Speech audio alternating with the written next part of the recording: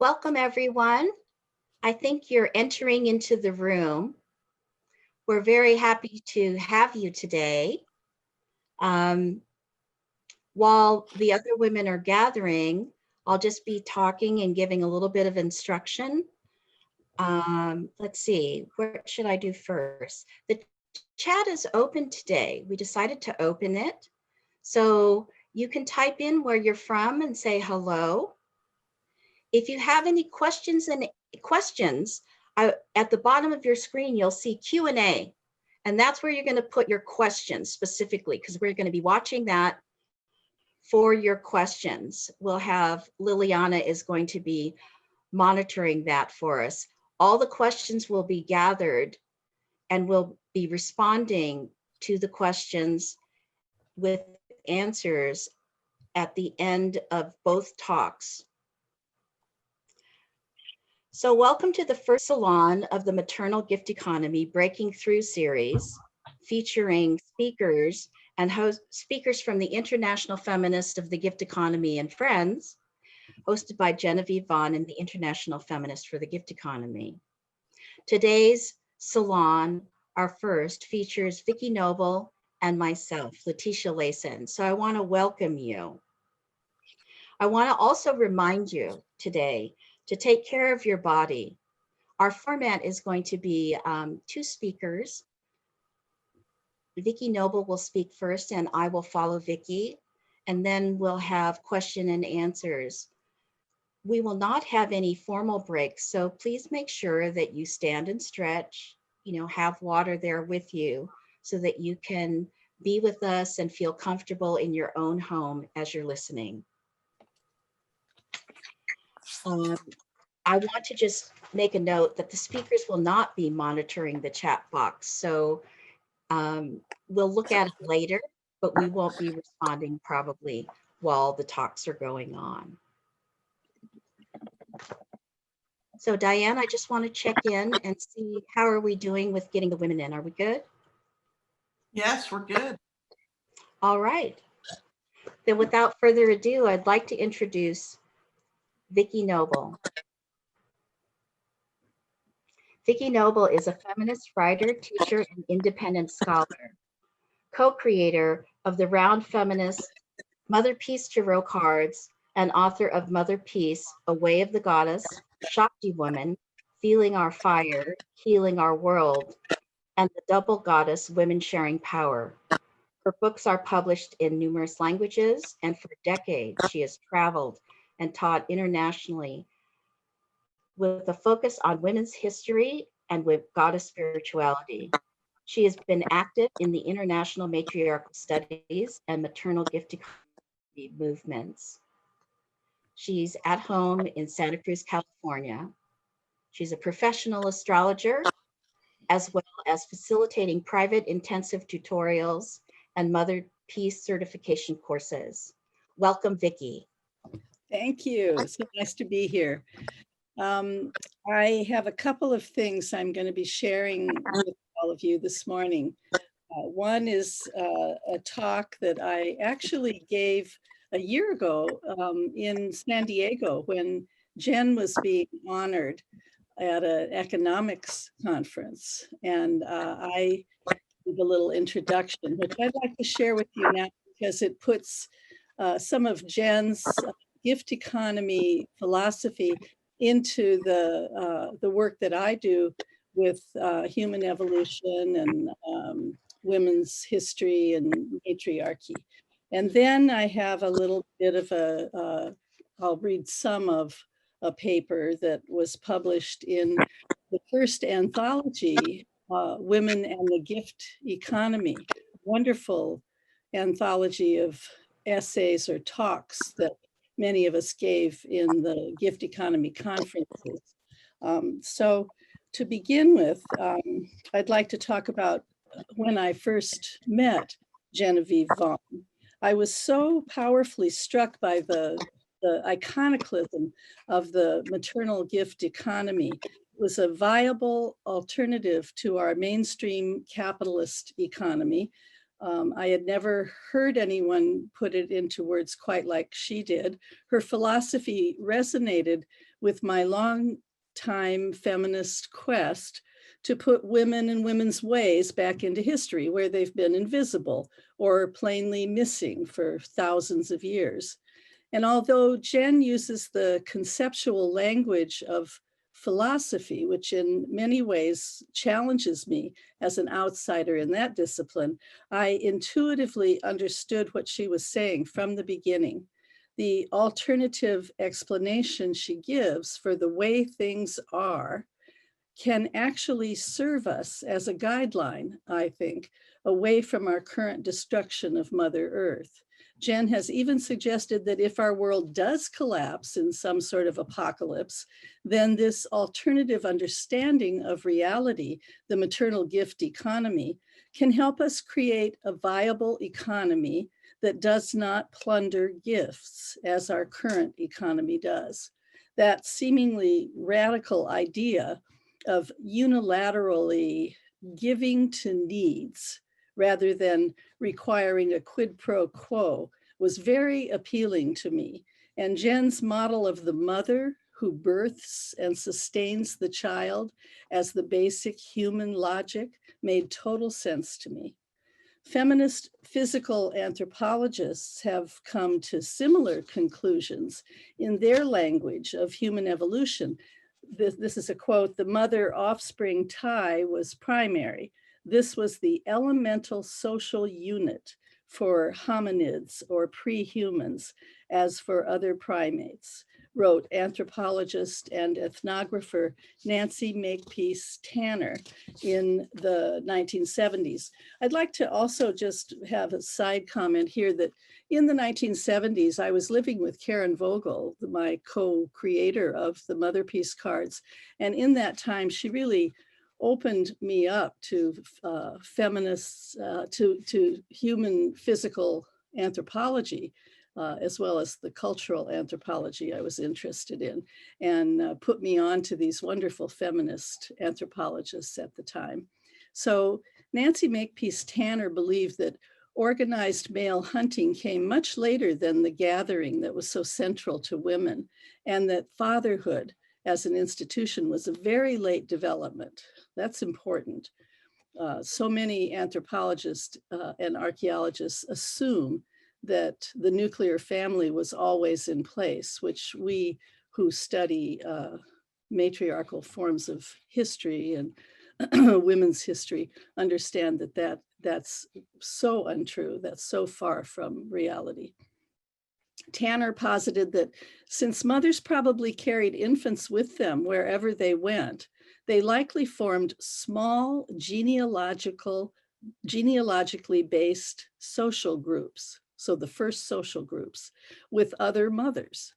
Tanner's work also foreshadowed Jen's assertion that language is a verbal gift construction arising from within the mother-child dynamic, when she posited that through the feeding and care of their offspring, this is Tanner, mothers transmitted the gift of language. Human offspring can't survive in an exchange-based environment. They require someone, almost always a mother, who is willing to give to their needs unilaterally without payback. One of the most profound aspects of Jen Vaughan's philosophy is how she reminds us that everyone alive, men and women, have received this original gift of life and usually nurture, or we couldn't be here. The gift is our birthright, whereas we have to learn to practice exchange. She emphasizes that unilateral giving is commonplace in early childhood. Jen's philosophy is congruent with the values and practices of indigenous cultures, whose social organization, for the most part, has remained dedicated to communal ownership and the distribution of goods to everyone in the community, regardless of their ability to give back. The logic of gift giving, according to Jen, is a maternal economic logic, the logic of the distribution of goods and services directly to needs. One of her central tenets is that this logical form of economy has been overtaken and made invisible by the logic of the market economy. We're so steeped in the market economy. Competition has replaced cooperation as the valued process in the marketplace, although in the domestic sphere, the realm of the mothers, gifting continues to be the norm. Jen brings this unconscious reality into the foreground by naming the domestic sphere as the locus of an alternative economy to the market. Jen deeply believes in gift giving for social change as well, stating that the gift economy model at the meta level provides a guideline for creating a radical and far-reaching alternative to the market economy.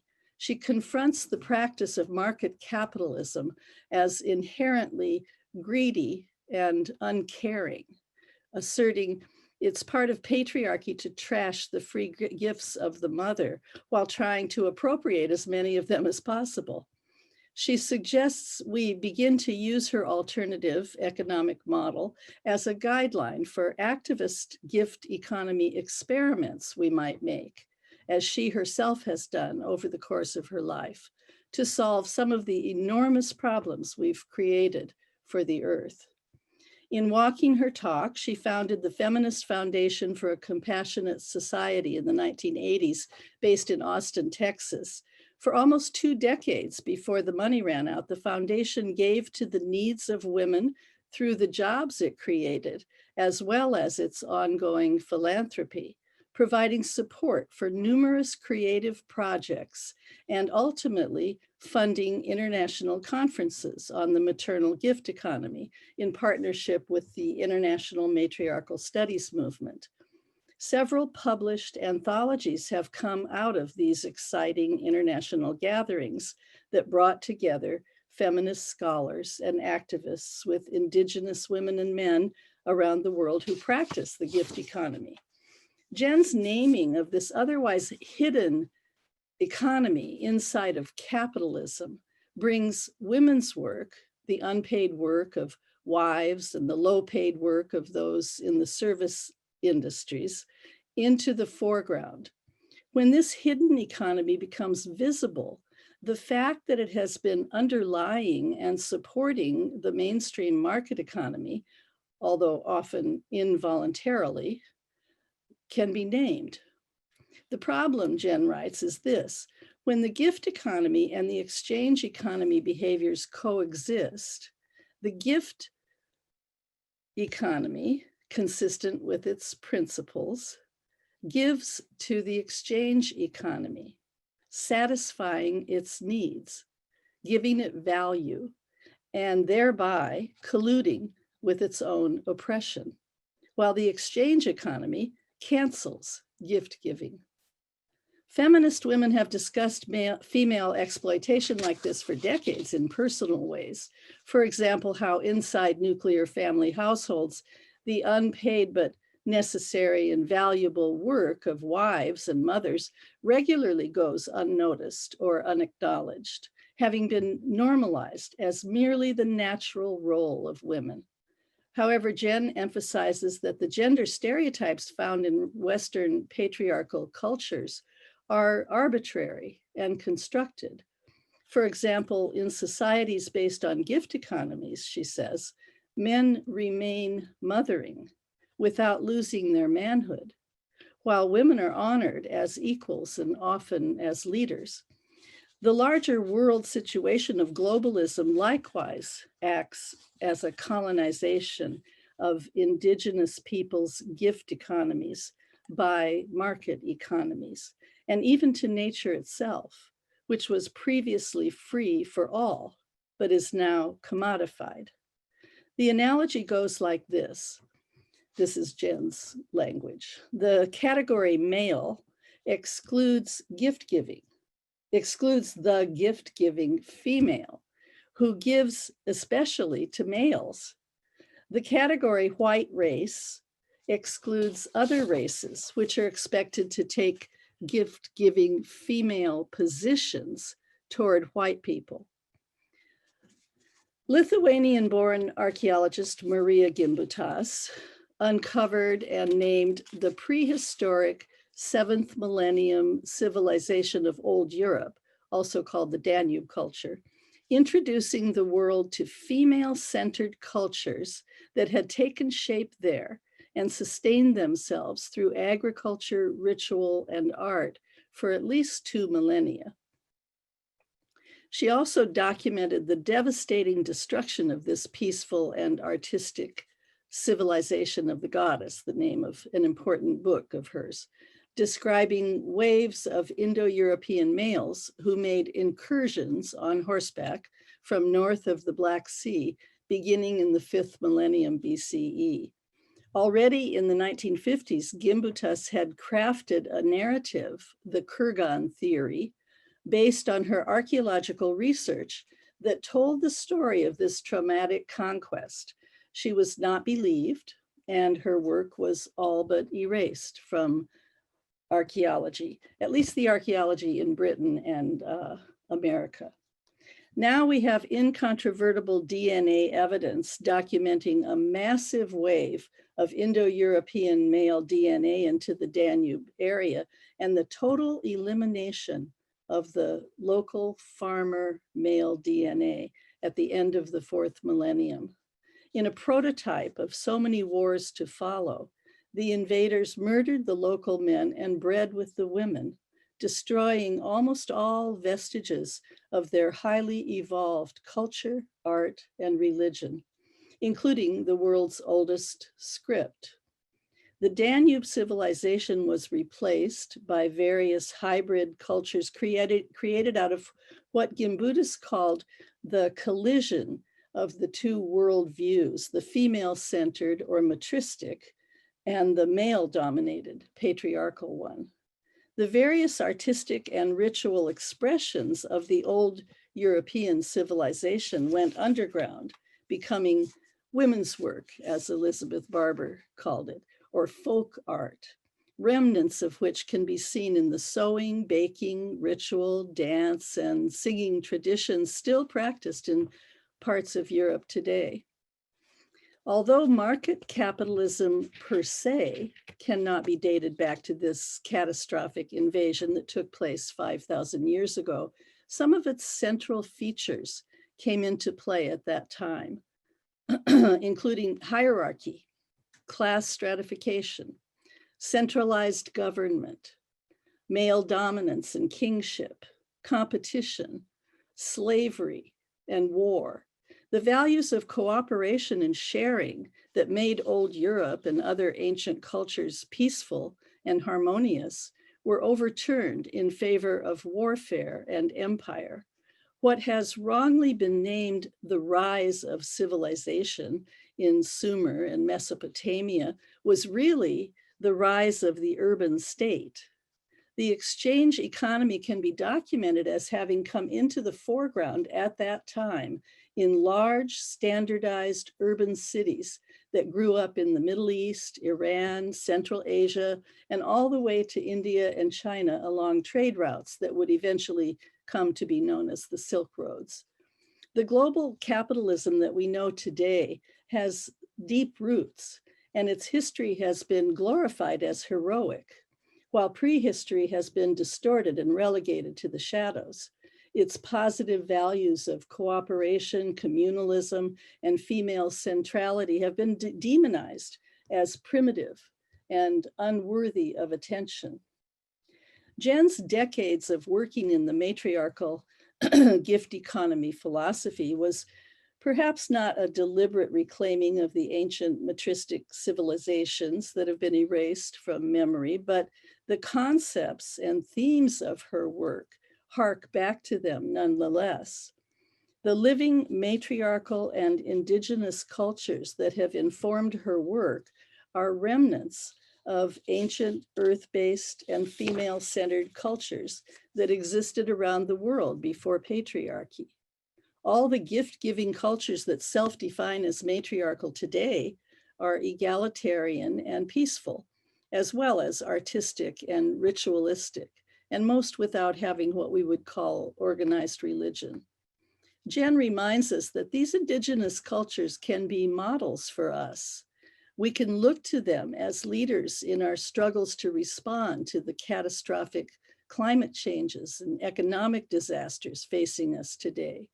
She also highlights contemporary gift giving that actively exists inside of Western patriarchy today, naming only a few examples: community groups, groups with a common purpose, feminist, environmental, peace, ethnic solidarity, and other activist groups, AA, spiritual and religious groups, therapy groups, social and art groups, even the free software and free information movement, such initiatives as Wikipedia, in movements against privatization and patenting, in online gifting circles, in solidarity economics, in progressive philanthropy, in immigrants' remittances, and in alternative communities. The essential thing, she tells us, is to restore mothering and being mothered as the basic human interaction. Her most recent work, with echoes of Tanner's much earlier feminist anthropology, focuses on language and how the mother-child interaction builds meaning from within the relationship dynamics. Language, she says, like mothering, is all about satisfying needs, the needs of the speaker to satisfy the needs of the listener, the needs of the topic to be spoken, and the needs of the listener to grasp or understand what is being given or said, even the needs of the words to relate to each other. It's not possible for me in a short talk like this to share all the ways Jen has been inspirational and a leader in my life and in the lives of others in the international movements of matriarchy and the gift economy. But hopefully this provides a sense of the importance of foregrounding women and matriarchal values that Jen has pioneered with her maternal gift economy.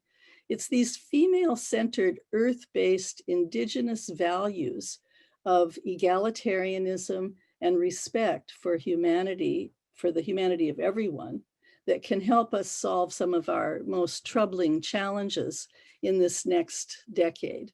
Rather than thinking of women as being naturally altruistic and men as being warlike, we need to understand the alternate economy that mothers, or as Jen says, motherers, which includes men in the archetype. We need to understand that indigenous people display the values indigenous people display in their daily lives, and then use these understandings as a model of how to move forward into a better world. And so this piece was, as I say, a talk I gave, and then was recently published in this lovely book put out by Inanna Press, The Feminist Gift Economy, a maternalist alternative to patriarchy and capitalism, from the Canadian Women's Studies. It's wonderful. It's again, a whole set of fresh talks and essays on the gift economy. So the other thing I'd like to do is to take a little bit from a piece I wrote in the first anthology that came out of the gift economy and matriarchal conferences.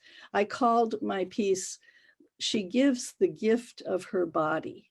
And what I wanted to do was take Jen's ideas of the gift economy and really bring it through the work that I had been doing with my women students and clients and audiences for decades. The archetype of selfless or altruistic giving without attachment or outcome or any concept of reciprocity belongs originally and most fully to the goddess, the great mother of all things. Whether we see it in the bountiful harvests of the agricultural fields of Mother Earth, or the life-giving nurturance of a mother's body supporting a pregnancy and nursing her baby, The feminine force is active and life-producing, as Maria Gimbutas put it. The female body in ancient times was perceived as parthenogenic, that is, creating life out of itself. As creator of the universe, known scientifically as the Big Bang, her boundless creativity gave rise to the endless and diverse forms found in nature, whose beauty is impossible to replicate and whose primary expression is unceasing, dynamic, cyclic growth, birth, death, and regeneration. I see the goddess as a great spider spinning the world from her center, patiently reweaving the web of life again and again through eons and ages. This cyclic continuity should be enough to give us hope in our current situation, no matter how bad it gets. Since women first, there's a subtitle, First Woman and the Gift of Life. Since the first vulvas were inscribed on cave walls and rock outcroppings tens of thousands of years ago, the female has been formally imaged as gift giver par excellence. In Australian rock art, she's known as First Woman. The gift she gives of life and all that sustains it made a lasting impression on early humans coming to consciousness, beginning to express themselves through language and art. So-called Venus figures from the Eurasian Paleolithic period with their huge breasts and buttocks emphasized over any distinguishing personal features demonstrate the acknowledged gift-giving capacity of the ancestral matrix figure, later to be called the Great Mother. The Great Mother, Mother Earth, Pachamama. The vulva, that sacred doorway, was the original glyph of the human species becoming literate as far back as 30,000 years ago. And really, we can take it all the way back to the beginning of our being human 200,000 years ago. It's a sign expressing gratitude, reverence, and awe toward the female body and its marvelous ability to create life, sustain it, and even in death, as Mother Earth, to receive it back. Vulvas carved in rocks and painted on walls all over North and South America, are known to have been used for female blood mysteries and puberty rites since the most ancient times. Images of females dance among the pregnant animals that predominate in caves and rock shelters used by early humans. The female mysteries of periodicity and nature were at the center of whatever religious rites were practiced by early humans. Whose lunar menstrual calendars, this has been an ongoing theme of mine for 40 years, whose lunar menstrual calendars document their interest in cyclic reality. Upright, our ancestors walked out of Africa and journeyed east and west and brought their metaphorical dark mother with them, eventually peopling vast continents.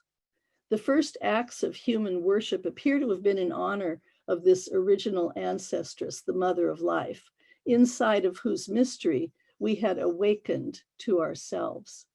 Tens of thousands of years later, clan structure is still organized around the mother of an extended household in modern matriarchal societies such as the Moso in China or the Minangkabau in Indonesia, where she is perceived as the central pillar of the home. At the end of the last ice age, the weather warmed over much of the planet and our ancestors left their caves. Many of them developed the ability to settle, grow food, and domesticate animals. Cultivation, rather than being a sudden revolution as once thought, apparently unfolded in a fairly natural way from, from the sophisticated gathering that had gone on for millennia. I'm reading from really tiny print. The development of agriculture marks the beginning of the Neolithic period around 10,000 years ago. One important center of agriculture, Natufian, emerged in Northern Africa, the Sinai Peninsula, and the Middle East, from which it later was carried to other places, including the female-centered early civilizations of Anatolia and Greece, ancient Turkey and Greece. Archaeologists, linguists, and biologists have tracked the spread of agriculture eastward beyond the Caspian Sea and along the trade routes. Centers of agriculture also arose, perhaps independently or maybe through diffusion. This is currently still being debated in China as well as in the Americas. I'll just do a little bit more here. So this article goes on. I talk about early shamanism being female, the female biological mysteries and the baking of bread, the long time baking of bread that still goes on in some of the festivals in Europe. The womb as tomb, she gives the gift of death and rebirth. And finally, I thought I'd share a little bit about the Tibetan Dakini work and how that relates. Shamanism is a service vocation, once exclusively a women's province. Shamanism is a sacrificial practice in which the shaman uses her body as a vessel for powerful energies to flow through her for healing and magic. In the most ancient times, women performed this function collectively in ecstatic rituals and communal ceremonies involving and on behalf of the whole community. Female Buddhas and high-ranking shaman priestesses are pervasive in the artifacts and images from female-centered civilizations of Old Europe, 6000 BCE. Also during the Bronze Age, 3500, as agricultural civilizations were disrupted and scattered by violence, a specific African, European, Asian amalgam of the shaman priestess emerged in the Mediterranean region. They were known as Maenads, and they had counterparts in the Indus Valley and northern Tibet, China's Tarim Basin. Possession is the norm in women's religion around the world, as elucidated in I.M. Lewis's classic text, Ecstatic Religion. Just as a pregnant woman gives over her body for the duration of her incubation, a shaman gives over her body for the temporary use of an incarnating spirit or ancestor. Denigrated today as merely mediums, descendants of these special women are still able to make way for more powerful healing energies to inhabit and work through their bodies. Female shamans are officially still active in the contemporary societies of Japan and Korea, as well as in isolated regions of Russia and Mongolia. They can also be found in Nepal, India, Indonesia, Central and South America, to name only a few places. Leticia, for example, has often talked about the Bailan. You'll have to say the name correctly for me later when you talk. But the female shamans of the Philippines are also quite active and respected. The ability to become empty is a formal goal of meditation practice, highly valued in Tibetan Buddhism and embodied by the Tibetan Dakini, the sky-going woman. Her selflessness is said to be compatible with activity in the world, with or for the sake of others. The wisdom Dakini is described as fully awakened and acts to awaken others. Although it mostly goes unrecognized, Dakinis are believed to take human form as women. So any woman could potentially be acting as a Dakini at any time. As Judith Simmer Brown puts it in her book, Dakini's Warm Breath, human women are the display that emptiness takes when it expresses itself in form. Human women are the display that emptiness takes when it expresses itself in form. The Dakini gives the blessing of her own body, referring especially to the subtle yogic body and its vital breath, channels, and essences. and I go on to talk about tantric sex and how that relates, and the yoginis and dakinis of India and Tibet. I think I'll just close with this paragraph. When research scholars in the women's spirituality movement plead for a return to the goddess, it's not a frivolous or peripheral issue as compared with some supposedly larger issues of the day. It's a call to remember the core model of gift giving that belongs innately to the human species, our evolutionary birthright, which has been gradually diminished and forgotten over several thousand years of patriarchal domination. As Genevieve Vaughan often reminds us, we all received the gift from a mother, she who gives the gift of her body. The memory of gift giving exists within us, individually and collectively, and needs only to be remembered and reinvigorated. Thank you. Thank you, Vicki. That was fabulous. For those of you who aren't following along in the chat, a link to the Canadian publication that Vicki held up is in the chat box, and we'll make sure that we put it up underneath our salon so that you can access it later if you don't know how to get to this. And Vicki, can you tell us the article that you just referenced? Is there a way that women can see the whole article? Well, it's in that first, Women and the Gift Economy. Women in the Gift Economy. That's also a book. It's Genevieve's first, I believe, first anthology of the maternal gift economy. Okay, great. Yeah. Thank you so much. That was fabulous. Thank you. Okay. So I think we'll move on. Would you like to just give a short intro? I would like to introduce Leticia Layson. She's a Filipina, feminist, futurist, priestess of morphogenesis, form coming into being. She's a high priestess of Diana, priestess Hierophant in the Fellowship of Isis and the Temple of Isis in Los Angeles. Leticia is one of the founding mothers of the Center for Babaylan Studies. That's those female shamans I was talking about.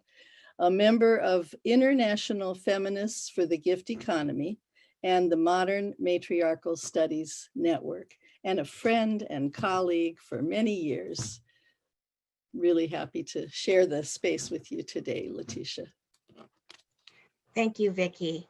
I think our talks just go so well together. Vicki and I, along with Lynn Daniels and Joan Sishan,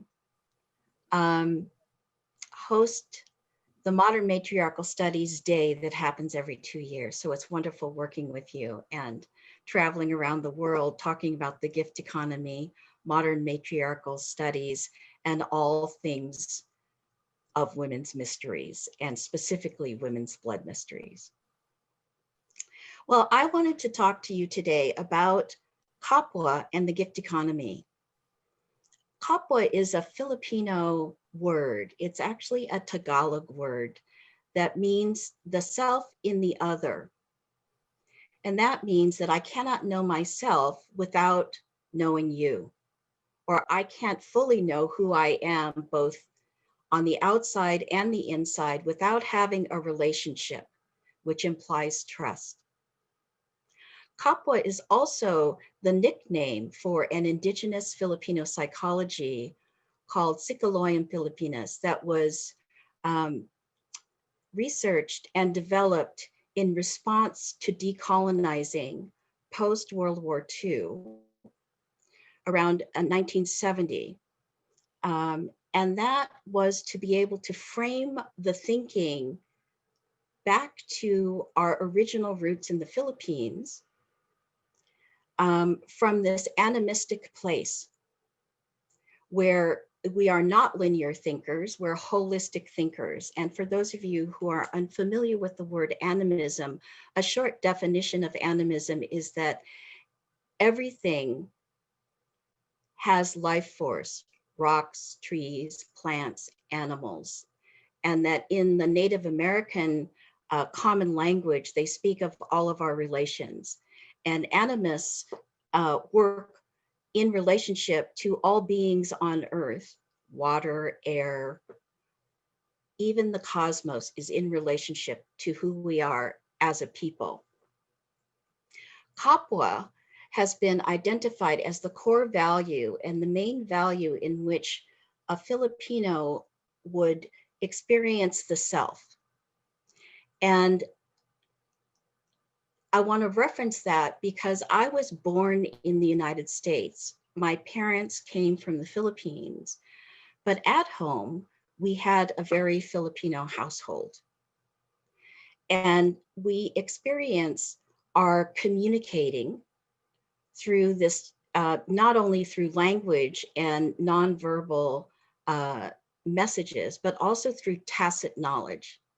Tacit knowledge is the knowledge base in which a culture is held without having to, quote unquote, teach somebody how to be a human being.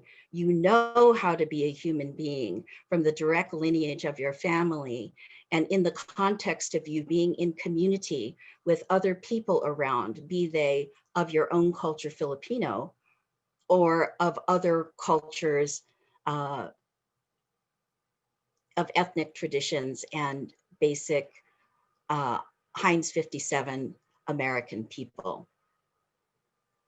What that does for us is that instead of having an intuition, which involves an ego or the self, we have a sense of knowing, which goes back to the lineage of my ancestors. So it's not just an idea or a construct, it's a relationship that is timeless.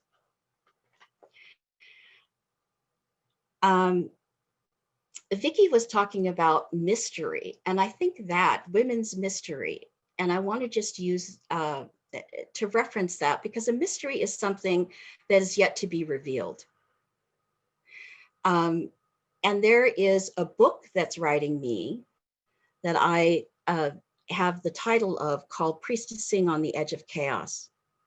And in doing that, looking at culture, both of my own culture from the Philippines, living in the United States and being raised during the time before the civil rights movement, where signs would be put up that would say no Filipinos or dogs allowed.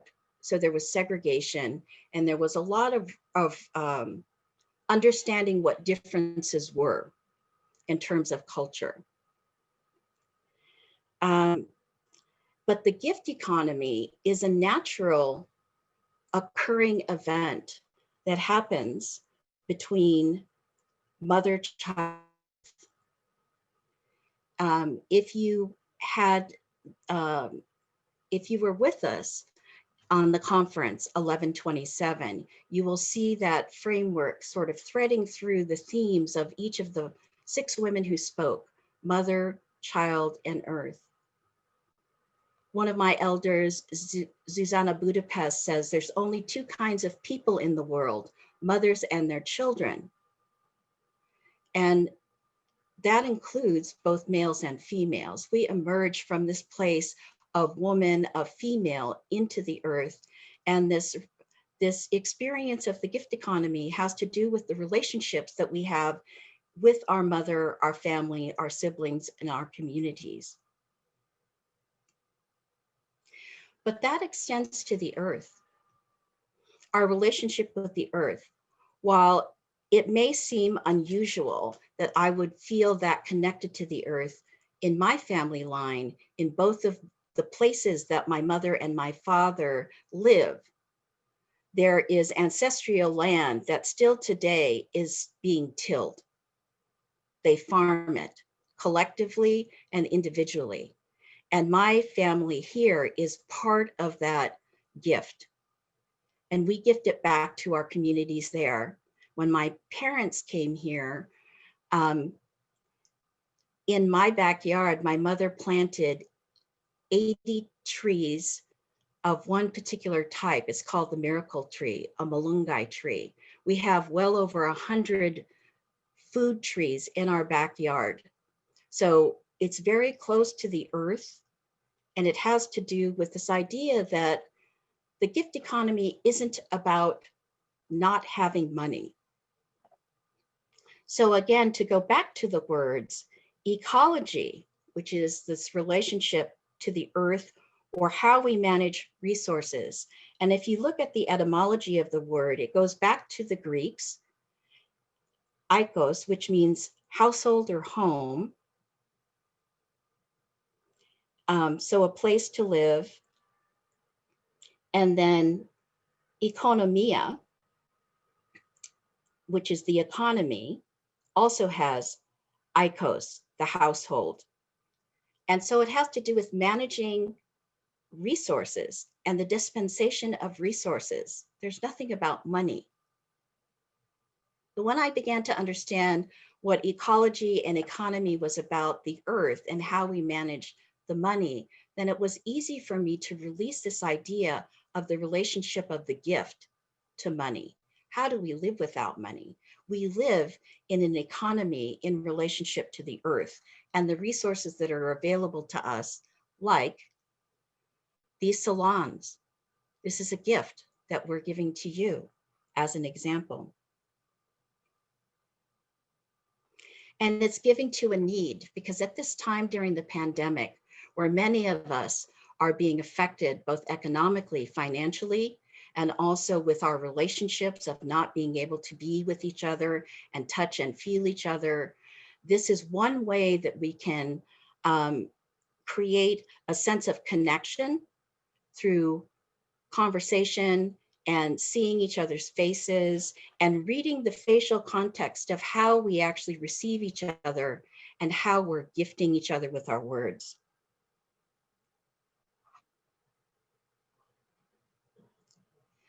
This idea that Vicki brought up about the embodiment, again, is this idea of the healing and the embodiment of an energy that runs through us, the relationship of the Babailan or the spirit world, where either you are being possessed and being danced by your spirit helper, or that you are just channeling that energy to recognize and listen to a broader worldview, a different understanding that spans not just your own personal lifetime, but the experience of all of your ancestors throughout time. And in this pandemic, we need to reach back into this ancient memory to recognize that we don't need the market. We don't need Black Friday to buy more things. We need to create relationships in which we can understand how we can create more equal, honoring, earth honoring, child honoring, healing practices so that we can continue forward in time where women and children are no longer hungry and killed by wars and famines and disease.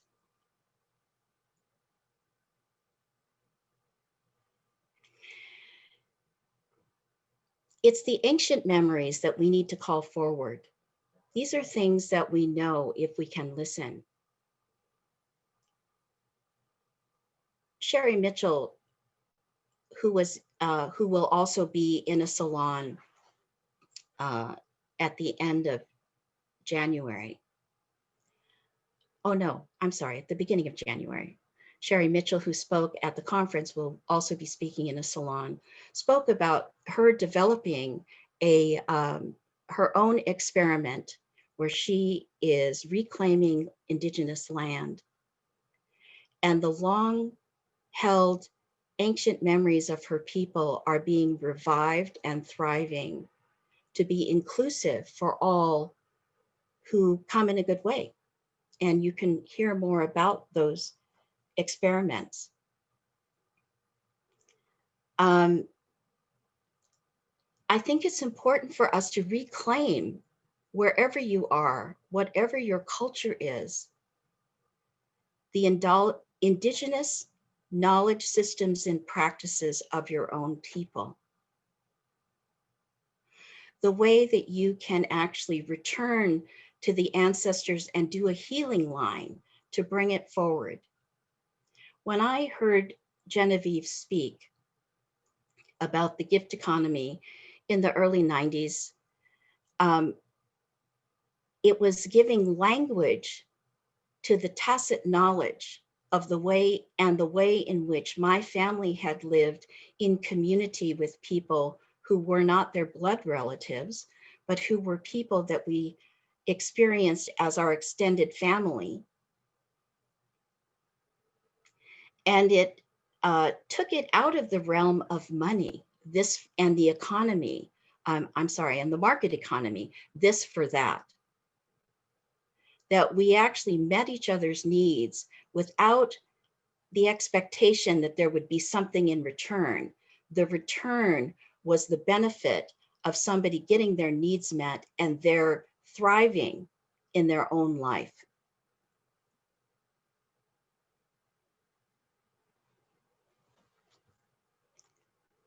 I think it's important for us to recognize that while there has been a lot of pain in some people's lives with their family, that you have thousands of ancestors that came before you. And there are bound to be good ones back there who can support you if you just invite them and listen.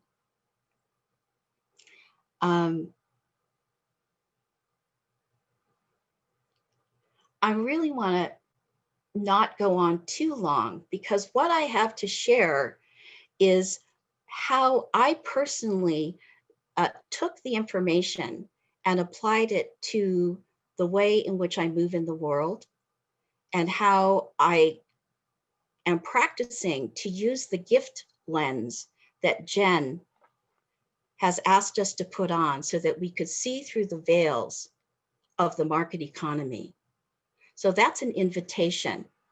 There are two words in Visayan that I learned from my friend Omera. They're spelled the same, L-A-I-N. The accent is different, so you pronounce them differently. La-in means different. When you're experiencing something new and it's different. La-in is something that's bad. Oftentimes, when we're presented with a new idea, we have this sense of, oh, anticipation. And we may experience it as, well, I would like to invite you to experience it as different rather than bad, that it's something that you might be afraid of. So to learn to relax into receiving new information as just being different.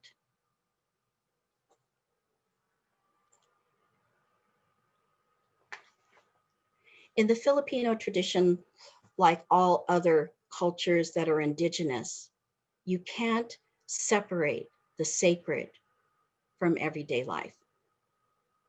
And I want to invite you to think about how you approach the giving and receiving of things, especially at this time of year, when this is the season of giving and gifting. But we can learn to gift in a way that has a sense of reciprocity of what's truly needed, and not just an object to be given because you want to give somebody a Christmas present. You want to do it because all of you wants to be able to gift. And from my understanding of the gift economy, a gift isn't a true gift if it's also not a gift for you. So when you're gifting, if there's a sacrifice involved, that's not really a gift. That's still part of the exchange economy.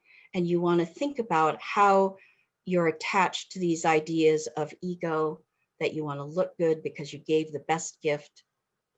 And I think I want to just leave it at that, because in a moment, I'm going to ask Jen if she has some comments that she would like to offer to us so that you can ask her all questions. And you can ask questions of Vicki or me.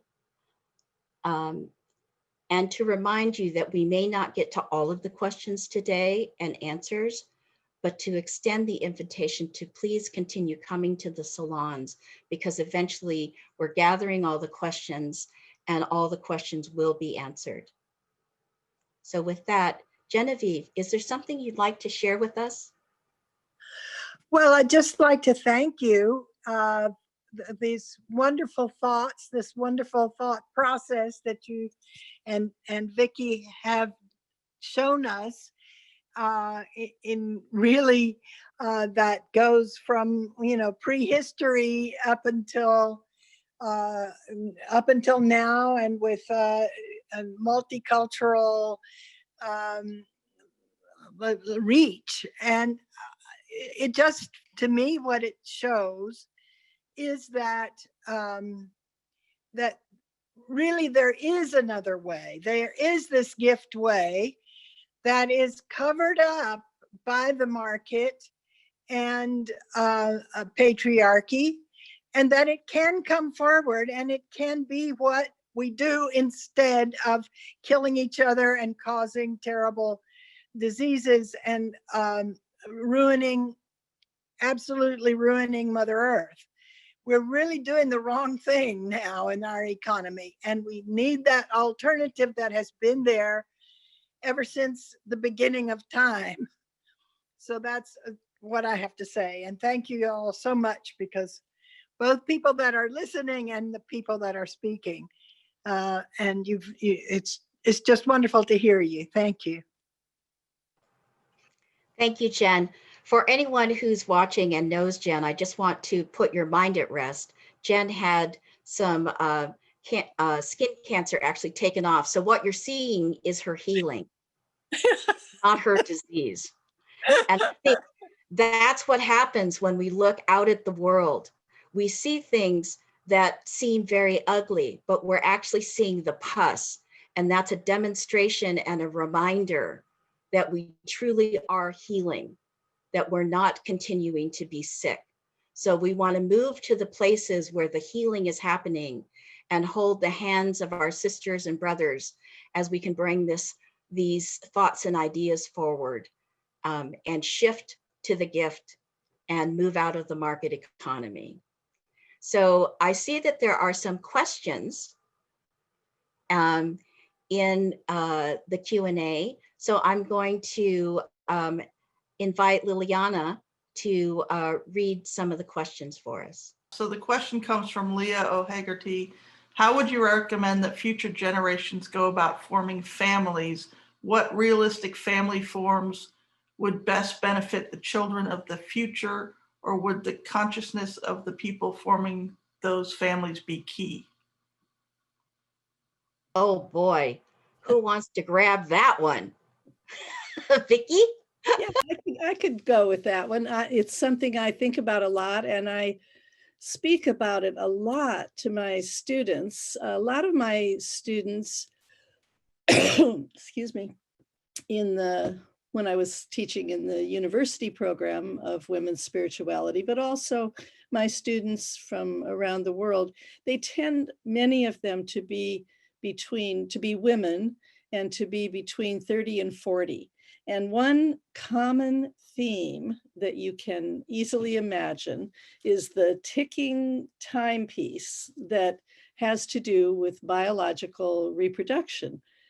The women that I meet with and love so much are often preoccupied with finding the right man so that they can begin having the children they so desire. And so for years, I've been really trying to work with the problem in Western civilization, and particularly, I think, in America. In a certain sense, you could say that in the 70s, when we were shouting slogans like "smash the nuclear family," and when we wanted to equalize relationship between men and women, or between the same-sex relationships, we kind of did accomplish the task of smashing the nuclear family. And these days, marriage is still incredibly valued by almost everybody in the culture, which you can really see from the recent gay marriage success, I guess you would say, in our culture. And yet in California, for example, the divorce rate is 75%. So it's a kind of a doomed institution in some way, and yet we don't know how to let go of it, because it's been at the core of so much of what women value: relationship, fidelity, and motherhood. Those are things that quite a large percentage of contemporary women still care a lot about. So I keep suggesting, from the model of matriarchal societies that we've been learning about for the last 20 years in this movement, I keep suggesting to my women students that they try to be reality-based in their hopes and dreams, and also creative in new, fresh ways that are needed, since the patriarchal form of marriage has been so problematic for so many women. For so many women and men, it's a very hard institution to succeed at. Because that's true, I have this fantasy that young women between 30 and 40 who haven't had babies and who want to, that they make a contract, an alliance with one another, that you make some sort of a real contract, a legal contract with your girlfriends, with one or two other women who are also interested in raising children, and that you make a contract and have a household together, and that you let the men come and go, because that is what they do. And so instead of putting all your eggs in this one basket, finding Mr. Right, and then having your babies, and then ending up a single mother anyway, you might as well craft new forms, excuse me, that could allow for some other stable way for the human family to take place. Make a contract for 15 years or something to raise children together, and see if that wouldn't be more satisfying and more stabilizing for the children. So that's only one idea that I've had, and there must be 100 others that we could implement. And I'm really strongly encouraging young women to start thinking out of the box. Radical, my throat. Thank you, Vicki, for that. Yes. Thank you, Vicki. Genevieve, did you want to respond to that before I jump right in? Asking about other families. Not really. I could just say that I think that the matriarchal societies where working marriage and the husband or the father of the children comes and sleeps over at the mother house, and actually and then goes home the next day, while the brother of mother is the person that helps the child grow and is the model, what we call the father. So it's, I think,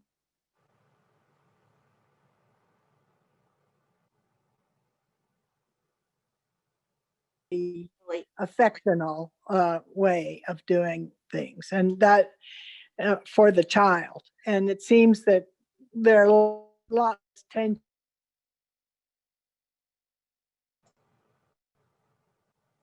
Jen, you keep cutting out.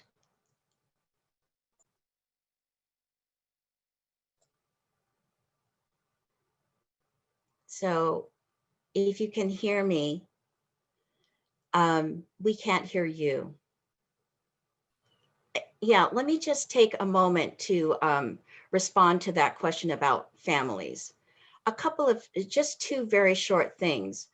One is, again, to begin, it's very challenging.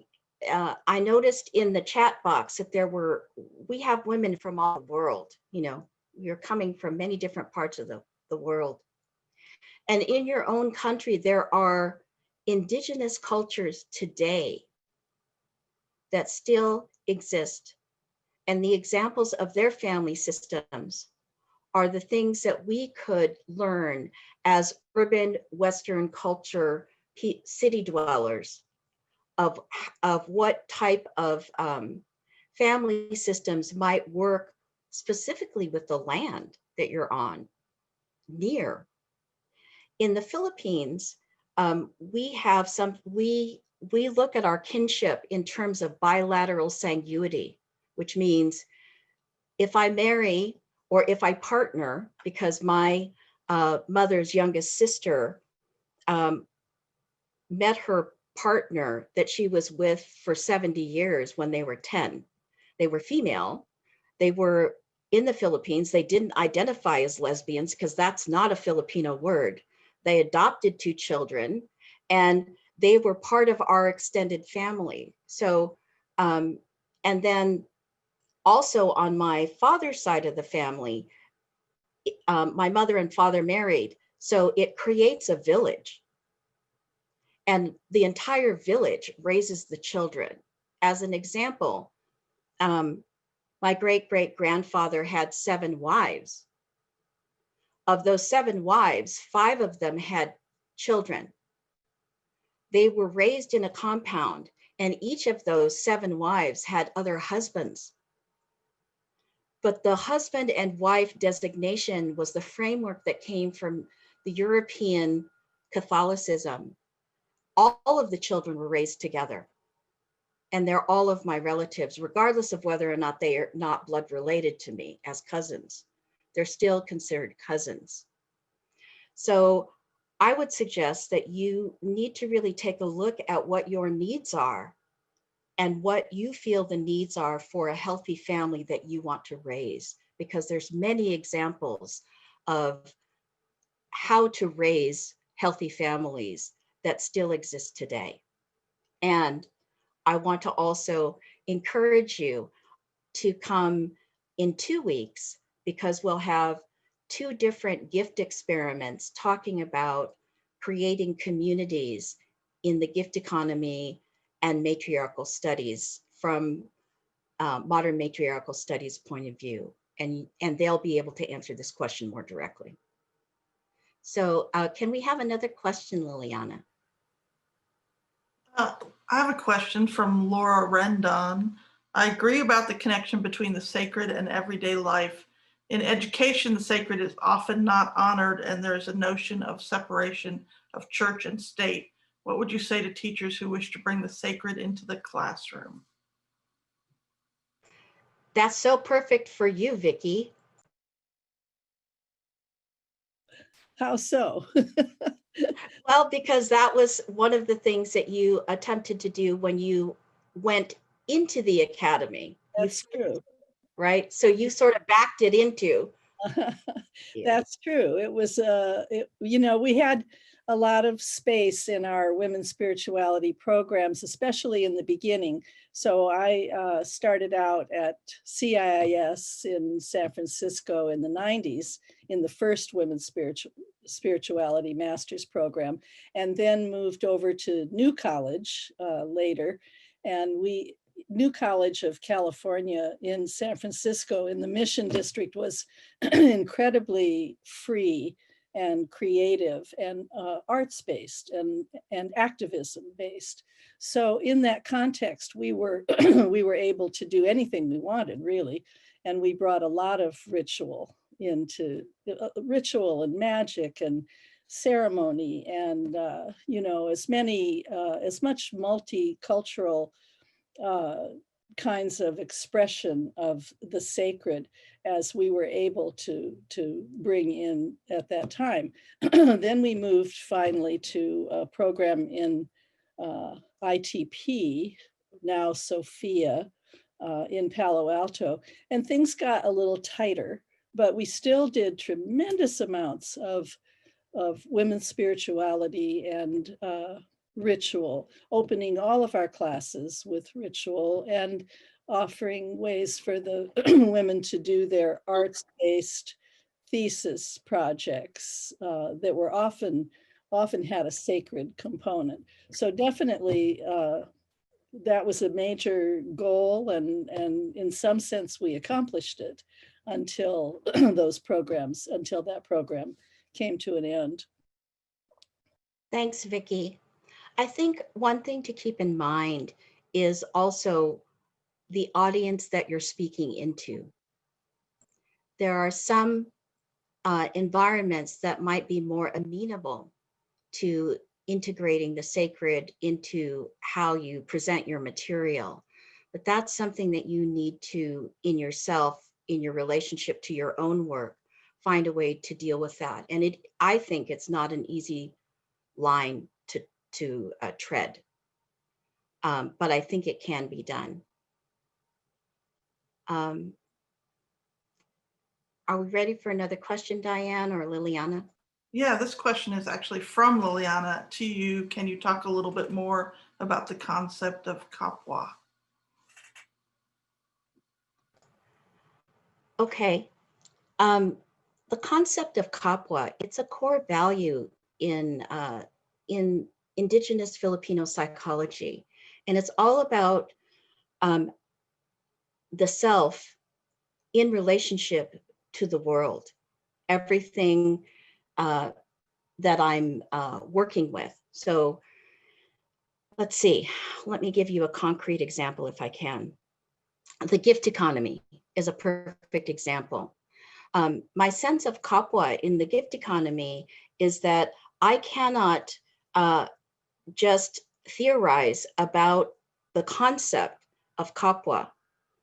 I have to embody the concept of Kapwa, because anything that I am trying to understand, I must also be. It's not just something that I do or think. So how I relate to the gift economy when I first came to it was creating a relationship with Jen and being able to have a personal relationship, because that's Kapwa, the self with the other, and somebody who I can see who could understand me. And she gave me language in ways that I didn't know how to express what I wanted to share outside of the context of being a Filipino. Because if I had to say it out loud, you know, you just didn't need to say something out loud. So my knowing needed to find a context. And by creating a relationship with Jen, I was able to have better understanding of myself, of Jen, and the gift economy. And that's Kapwa, because it goes down to the deepest value, not only of the culture that I live in as a Filipino, but as a woman, what it means to actually have Kapwa with other women. That when I see other women, I see myself in the other, and not the other as being objectified, but in relationship to a partnership, but it's more complementary than partner. It's not an agreement. It's an understanding of who you are in the world in relationship to all things. And that my part as being part of the Kapwa is to do my job to thrive and to support you in your thriving, support animals, plants, and the world to thrive. I don't know if that, and that's just simply my relationship of that. And again, Kapwa is a whole field of psychology. So I want to just make note of that. And I understand that my favorite book is coming back into print. It's called Kapwa, The Self in the Other. So I think next year in 2021, it's in English. And there is a German woman who wrote this book, who fell in love with the Filipino culture and learned Tagalog, because the studies are taught in Tagalog, and translated all of that into English so that we could have it accessible for the world to understand the beauty of the culture that I come from. So I'll make sure that I put that up. Diane, can we have another question? Yeah, we actually have a follow-up question from Peggy Antrobus about bringing the sacred into the classroom. Shouldn't we make a distinction between religion and spirituality?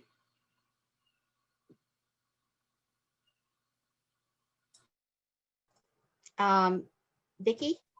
Well, yeah, that's the problem, especially in the United States. I mean, maybe not especially, but seems very strong here, is the necessity of the separation of church and state, is because otherwise we would be entirely dominated by by patriarchal Christianity in all of our institutions. It's been a long, hard struggle for people to take that domination out of the educational system and bring into the educational system more recognition of different, first of all, of different religions that are being practiced and lived by the students in our multicultural population.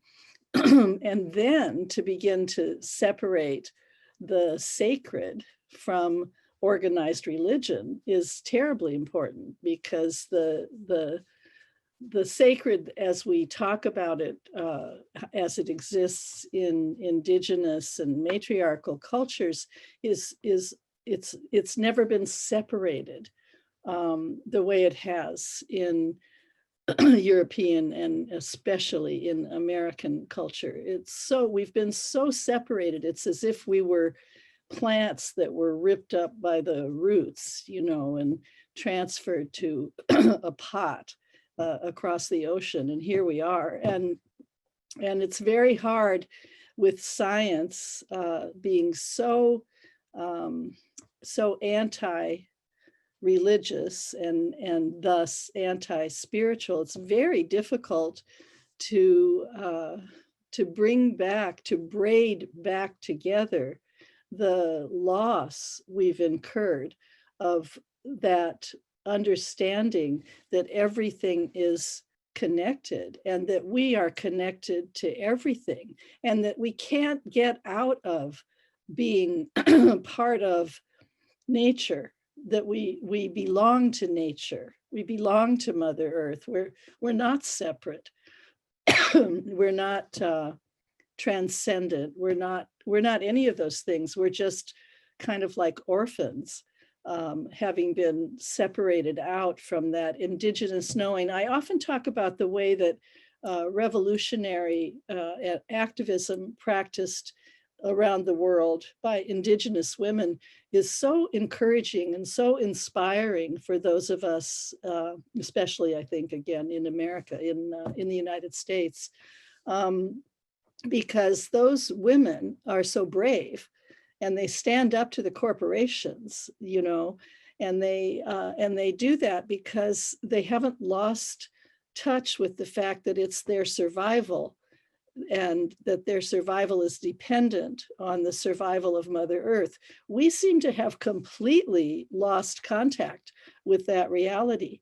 And so many of us in the gift economy movement and the matriarchal studies movement who come from Western traditions, we really believe that model of spirituality and the sacred, and understanding that all life is sacred and equal, and that we're like the mushrooms, how they grow underground and everything is connected. we've been we know we need to bring that back into our lived reality, or we will not survive.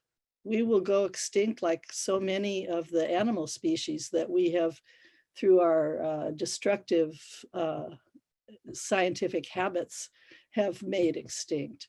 And so I think that the concept of spirituality even needs to be simplified more to just simple sacred, just the sacred. Everything is sacred.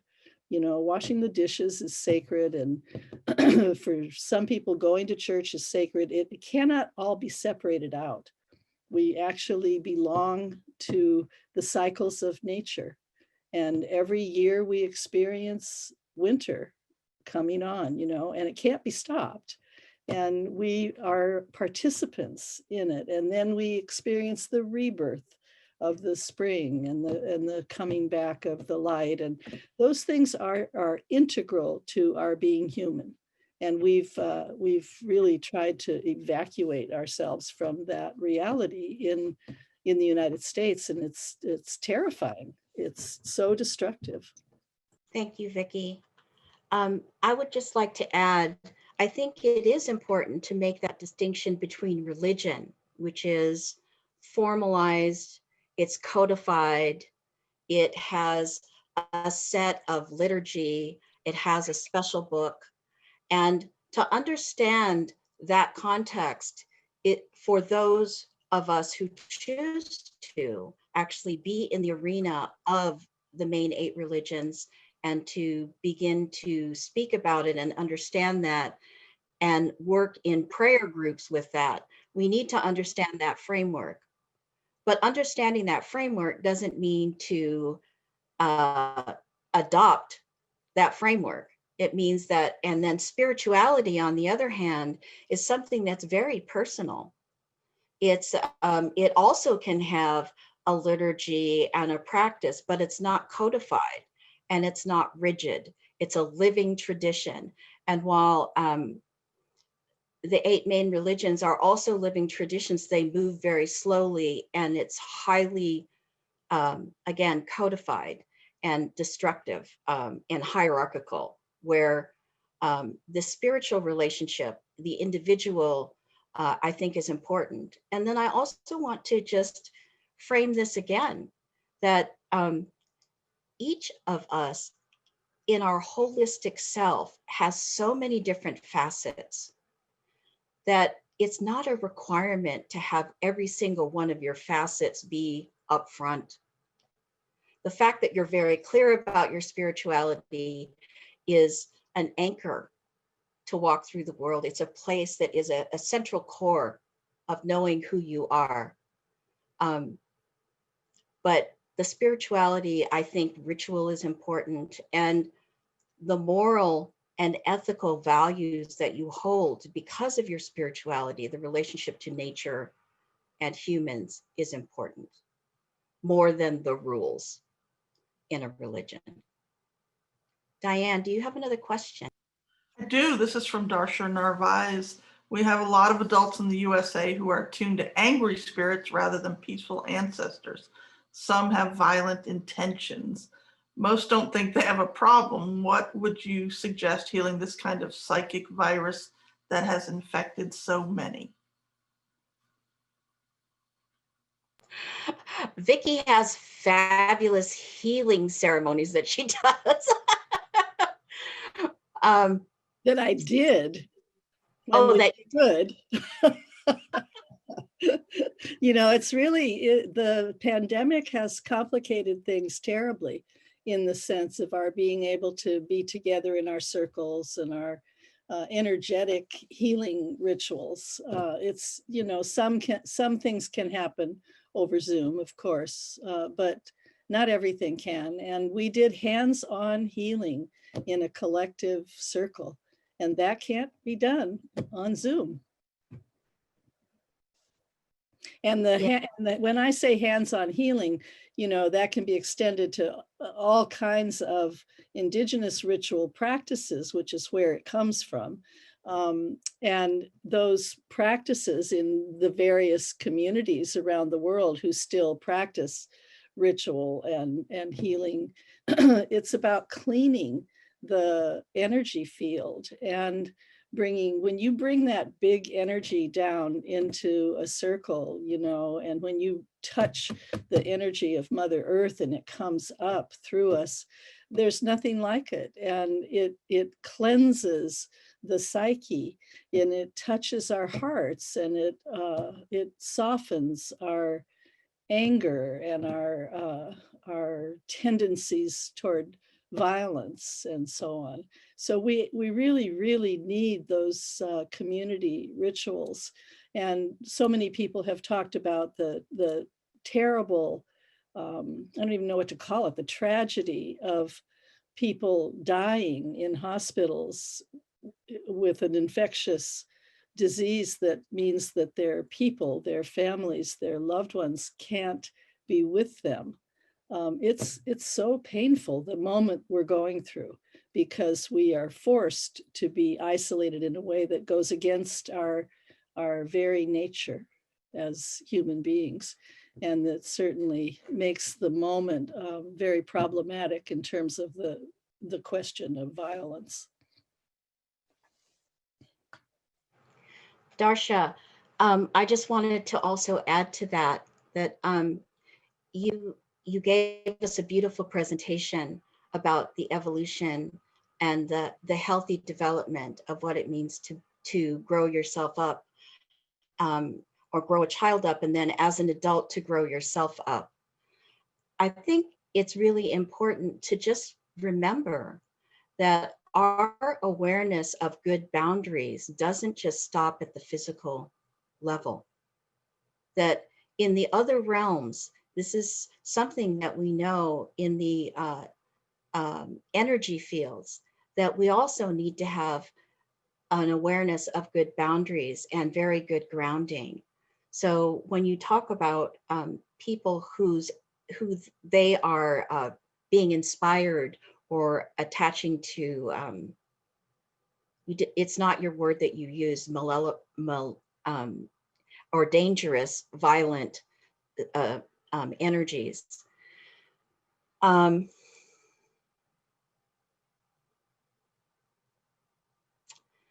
Yeah, that's a hard one to talk about in a format like this, because each of those situations will be different. But generally speaking, I would say that I'm just going to say what my first spiritual teacher said. And, you know, I was a teenager, and she pretty much said to me, you know, as long as you are grounded in your practice, you know, we come to this world to give a gift in a good way. And you need to be well grounded in that. And lots of times these energies are wanting to heal, and they're attracted to that light. And so you just need to be well grounded in yourself. And for somebody else that you know who might be attracted to that power, to just invite them to and remind them and ask them what they came to do and be. I don't think we all came to have money. You know, you didn't come out of the womb saying, woohoo, I'm here, I'm going to get a lot of money. You know, so that's just something to think about. And these are sort of spiritual, metaphysical things that are also gift notions, because Genevieve talks about the parasite. And if we're not in our clear thinking, that we can begin to attach to an abstract thing that represents, it's not exactly what we need. It's what we think we need. But then you need to keep asking, what is it that you need? But I do believe that we all have ancestors that are ready, willing, and able to assist us if we listen deeply and with a good heart and in a good way, and they'll reveal themselves. Diane, is there another question? There is. This is from Lori Amy. It's for both of you. If the maternal gift economy is an economy of life, or the life drive, as opposed to a capitalist economy of the death drive, can you talk a bit more about this relationship between life cycle, birth, death, where death is part of an economic relation to an organic earth way of being.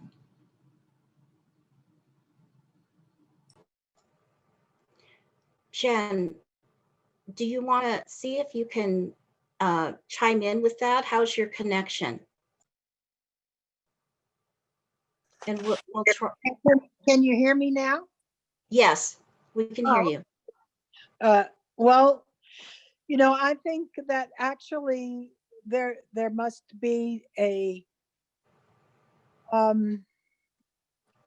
psychological problem that we are forcing and foisting on men with capitalism and patriarchy, that some people call it womb envy.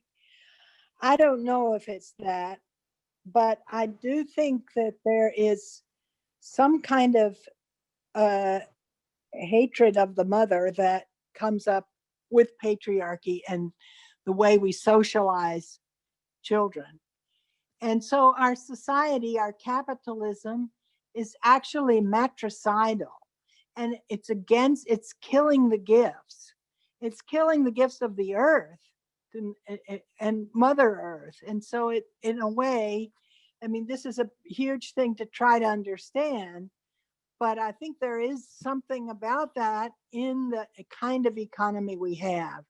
And it, in a way, it's because our economy hides the fact that it's taking gifts from everywhere, and that the exchange economy and the market profit is a gift. It's a free part of the product that goes to the capitalists. And so in a way, it is just a stream of gifts that go from the many to the few. And that is a totally wrong way of having things work. We're not satisfying each other's needs. We're satisfying this need for money that the system has.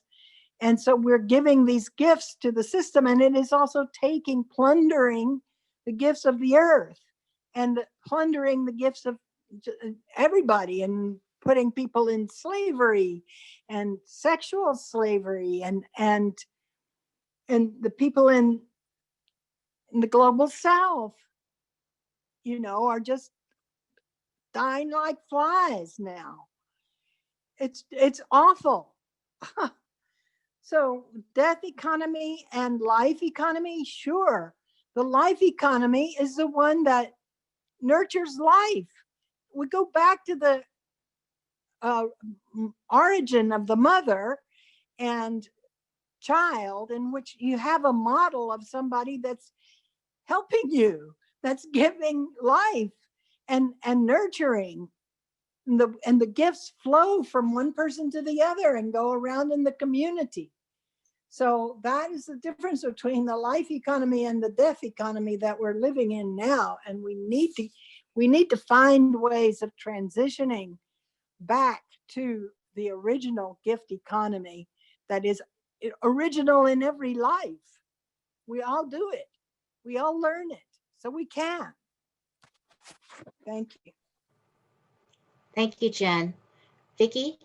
Yeah, and I think also we have it in our racial memory, or our deep ancient memory. We all came out of Africa. Human beings became human 200,000 years ago in Africa, and we came out of Africa and went everywhere all over this planet. And we have shared memory of the what Marshak, what is his first name? Marshak, the great author of The Roots of Civilization, puts it in a very lyrical framework. He calls the the goddess figure, or the matrix figure, at the center of what he defines as a, yes, thank you, Alexander Marshak, as a storied tradition.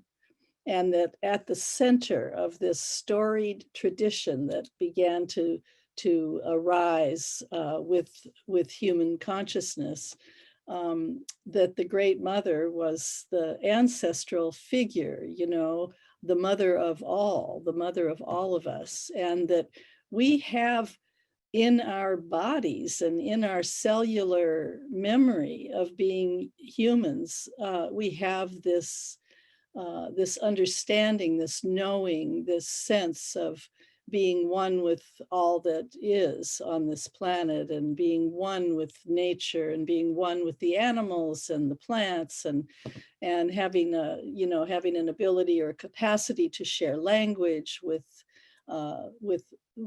all the kinds of species that science defines as inanimate or unsouled. So we can call on that. Mary Daly talked about the process of moving backwards out of the patriarchal foreground that we all are in Western culture, at least, but in so much of globalism is patriarchal culture. So we're all kind of trapped in this foreground culture. And Mary Daly counseled us to fall back into the matriarchal background and remember. And when she used the word remember, she divided it, like remember ourselves, remember our values, our ancient values of sharing and communalism and all that we have been for 200,000 years. It's only 5,000 years ago that patriarchy arose and conquered and began to conquer. It's taken thousands of years really for global patriarchy to happen. So, that's an eye blink in terms of world history and cultural evolution.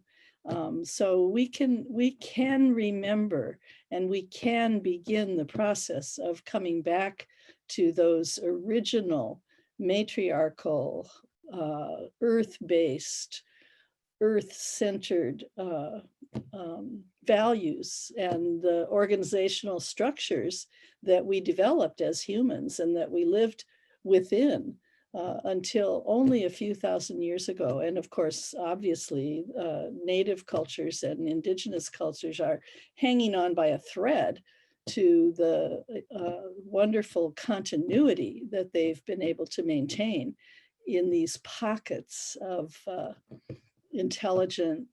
emotionally intelligent interaction with the planet. And we have those living native and matriarchal cultures to guide us and to remind us and to really teach us how to get out of our own way and be able to create structures that are not defined by profit and are not defined by the need for greed and conquest and all of that. What we really need is what we always had before patriarchy, and we need it back, and we need it right away. We need somehow to make that transition, and it has to do with women. And just to be blunt, women need to take over. We need to be the governing force here. In all the countries where a woman is the head of the government, did you see those studies? In all the countries where a woman heads the government, they have done super better with the COVID virus than any other countries. So even in a patriarchal Western advanced, technological culture, women at the top, women at the center really make a difference. And but not in a token way. I'm so disappointed in what Biden is doing right now in America. He's putting token women and token Blacks and token Latinos into government positions. It just doesn't matter if they're tokens, if they don't actually express the values of that particular culture or race or ethnicity, then what difference does it make? It's infuriating. We need to go back to the core values of our ancient human evolution. Thank you, Vicki. I would just like to add, Lori, that for me, what's useful is to consider my thinking in terms of a living system. And the framework for that living system is it with the mother and the child at the center. And what I mean by that is that in a living system, there is the birth, the growth, a period of creation and making, and then there's the making yourself a good elder and using your wisdom instead of using your physical energy to make things with. Now you're imparting wisdom, and then you prepare to rest, and then there's death. But the death is part of this cycle that has continued because you have a generational understanding of what life includes. It's a birth, it's everything in the middle, it's a death, and I don't see this as a rebirth, but a return to what the elements are as a gift to the earth, and yet again we rise. So it's this idea that we need to reclaim what death is. We in the Western culture are very excellent at beginning. We start. We do pretty good at maintenance, but when things need to be let go of, we don't know how to let go gracefully. And so I would venture to say that we need to be able to have that sense again that Vicki is reminding us of, to return back to when we know when something needs to be let go of because it's past its prime. We need to let it die. And that's what we want to do with the patriarchy or with capitalist economy and the market economy. It's past its prime. It's done its job. It needs to have a graceful death. And we can help midwife that in a graceful way where the least amount of people suffer because of the transition, because the market and the capitalist economy is in every infrastructure around the globe. Diane, is there another question? There is. This is from Loretta Iris. I see that the word intuition has origins in to look at something again in accompaniment with another in guidance, discernment, or community. I see that the word intuition has been colonized or patriarchified, like so many words. Would you be willing to share this gift of possible understanding of the word intuition? Vicki, would you like to take that? Yeah, I could say something about it, although I think that Leticia, your reminder to us of the invisible spirit world and our contact with those that we cannot see, but who are around us and with us and guiding us, that's probably the most important part of intuition, I think. Women are said to have, better intuition and have a natural capacity for intuition, but I think it's the thing I was reading from earlier in my work on she gives the gift of her body and the female shamanism that has to do with the female capacity on account of our biology and our menstrual cycle, which opens us and cleanses us and so on. I think on account of that, we have this gift of being porous and fluid and being able to go out of body and back in and to exchange energy in quite a palpable way with another person or other life forms. And if we're able to stay open and understand the contact that we have with the ancestors, with the invisible spirits, with the elemental spirits of nature that are all around us, even in the city, then I think we can understand intuition as more of a kind of channeling, but not in that sense of transcendent channelers, just the idea of a flow of information and registering of impressions from the energy field around us.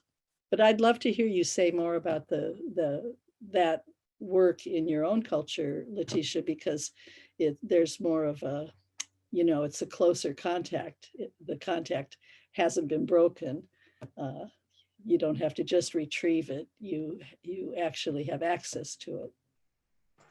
Yes, that word intuition for me has always been a little awkward, because intuition in Western culture, you develop your intuition. So it's really about the self, my ego. I want to know. So I'm the driver force of this knowing.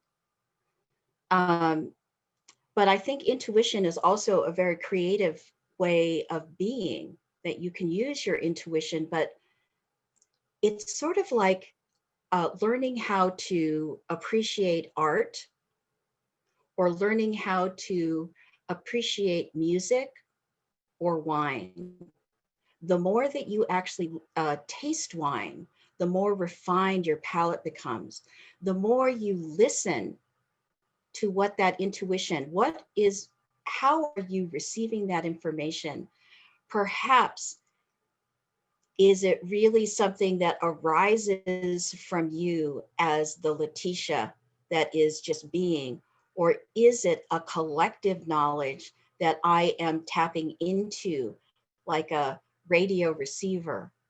Or is there a whispering in my blood, an ancient knowledge that goes so deep to the way back to the ancient times?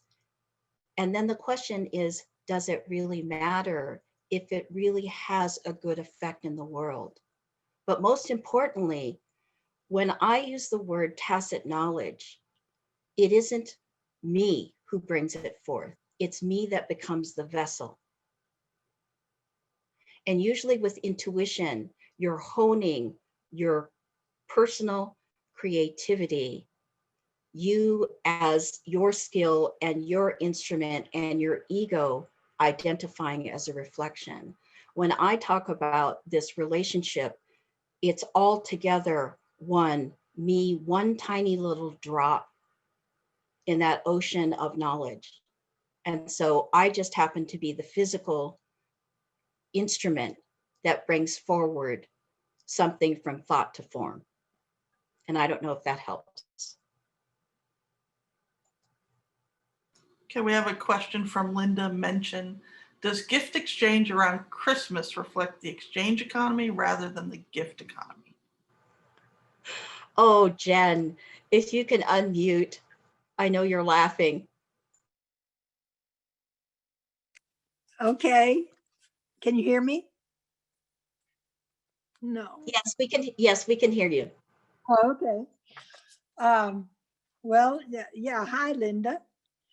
The exchange economy makes tons of money on the gift impulse, or if they'll call it impulse, call it the gift way, and the gift way of creating relationship, which is what happens when mothers give to children, and when everybody gives to everybody in a community. And the word community is co-muni and T, and that is the muni means gifts in Latin, so it really means community is giving gifts together, and so is communication. And so we're trying to communicate with each other in the midst of this economy and society that's based on quid pro quo exchange. And there are pockets of gift giving. We succeed in getting around it a little bit, but so often the economy, the market economy, takes the profit out of those gifts, and really incites us to give as expensive gifts as we possibly can in order to make more money on it. And it's a way that this parasite works of sucking off the gifts out of all of the gift impulses that people have. And now it's mainly impulses, not really creating community, because we're so far away from that. We're all sort of inside the capitalism. And we don't even know there is a gift economy that we're drawing on, or that has anything to do with really with a maternal economy. Yet we have it and we act according to it, and then we get ripped off in a big way. So that's, yeah. So that's what I think Christmas giving does. Vicki, do you want to chime into that, or are you good? Well, just to say, in my personal path, one of the first things I gave up as a young feminist was Christmas. I gave it up as the obligatory family ceremony that it had always been, and I took up the celebration of solstice, which doesn't have the commercial aspect at all, but it's where so many of the Christmas celebration comes from. The tree, is the solstice tree, and the gift giving, I think, is probably a natural part of ancient celebration in the dark, in the middle of winter. But we've corrupted it so deeply with the dominance of Christianity, so that so many people don't feel the holiday of the season, but rather feel dominated by the Christmas carols and all the Christmas kind of celebration. And then our tiny efforts to try to include, the Jewish holidays and the Kwanzaa and things like that. But it's again kind of like tokenism in the United States, at least, because it's not part of the larger cultural expression. And the cultural expression is all of that stuff being piped out through the music that's all around us from Thanksgiving on, and then the obligation to spend money and send gifts all over the country, to our families that we don't even know anymore. In my case, that's when I stopped. I felt like I don't know what anybody wants anyhow, and I'm not there. And it just seems fake. And to have to spend all that money when I live on a very small budget is impossible anyway. And so then there's all the guilt and all the feeling that you're not taking care of it, or you're not being a good parent, or you're not being a good child to your parents, or whatever. I just gave that up in my 20s. And I didn't celebrate the winter holiday gift giving for a very long time. I think until I had grandchildren, maybe, and started to feel like they needed some acknowledgement at the season. So that's a personal response. Thank you, Vicki. I just wanted to add that when you hear gift exchange, you need to go ding, ding, ding. Exchange, wait, gift, exchange. How could I give a gift if I'm exchanging? It doesn't make sense to me. And then the other thing that would happen to me when I heard, this idea of gifting came was, if somebody is saying, well, I practice a gift economy or time banking, that's sort of sharing, but it's not really a gift economy, because it's, this for that. I give you this much and it equals this much. But really, in the gift economy, you're gifting what someone needs. And that may be, you're not going to get gifted back from that same person that you gifted to. You could be gifted from someone else entirely different. So that's the idea of the gift economy and the gift flow, as opposed to an exchange, this for that. We're hitting the top of the hour now. I want to thank you, Vicki, for joining us today. It's very thrilling and exciting. Did you have some last words that you wanted to say to the women before I close out?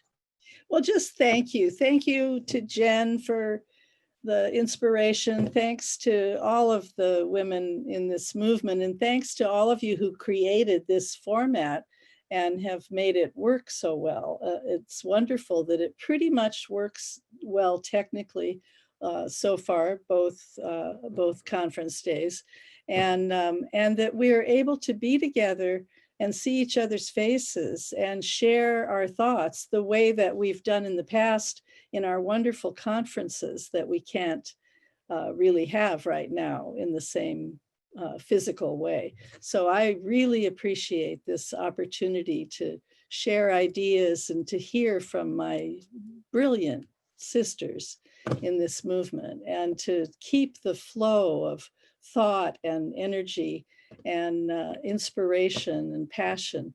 Keep it going. It's life sustaining. And I very much appreciate it here in my little house in Santa Cruz, California. It's so good to have you. Genevieve, did you have some words that you wanted to say before I close out? Say goodbye to the women. Just unmute yourself. Yes. Yes, just thank you so much. It's been beautiful. I wish I could have participated more, but it's just been really wonderful. And I think just listening to the thinking that you all are doing and the questions, and it's just really life-changing and paradigm shifting, just what we have to be doing to heal this COVID and to heal the environment and to make patriarchy go away. So there we go. That's fabulous. Those are fabulous words for you to send women off with. I want to just thank Diane, Liliana, Elena for all your technical support, and Judith in the background who waved at us and offered her services if they were needed. It was wonderful to feel your support behind the scenes. And I want to thank you all, both on the screen that you're with us today live, and those of you who will be watching the recording. Our website is maternalgifteconomymovement.org, and we will put a link underneath this salon with the recording so that you can go back and look at it. Also at the website, I want to just give you a little bit of a rundown. We're going to have salons every 2 weeks. The next one is going to be December 19th with Angela Dolmich and Alessandra Piccoli. Angela will be calling in from Colombia and Alessandra from Italy. They're going to be presenting their 2 gift experiments. So I'm sure you'll have lots of questions for them. On January 2nd, we're going to have Jody Evans, the co-founder of Code Pink, and Sherry Mitchell, the author of the award-winning Sacred Instructions, Indigenous Wisdom for Living Spirit-Based Change. On January the 16th is Heidi Gutner-Abendroth, Modern Matriarchal Studies, and Barbara Mann, the author of Iroquois Woman. The 2 of them together are the co-editors of Matriarchal Studies section of the Oxford Bibliographies. And we'll be putting up more of the women who are confirming in our network who will be speaking. And we are just so thrilled. Thank you so much. And we look forward to seeing you in 2 weeks. If you have any questions, visit our website and you can correspond with us through that. It was wonderful. Have a wonderful weekend. We'll see you in 2 weeks. Bye for now. Stay safe. Yes, stay safe. Mother Earth,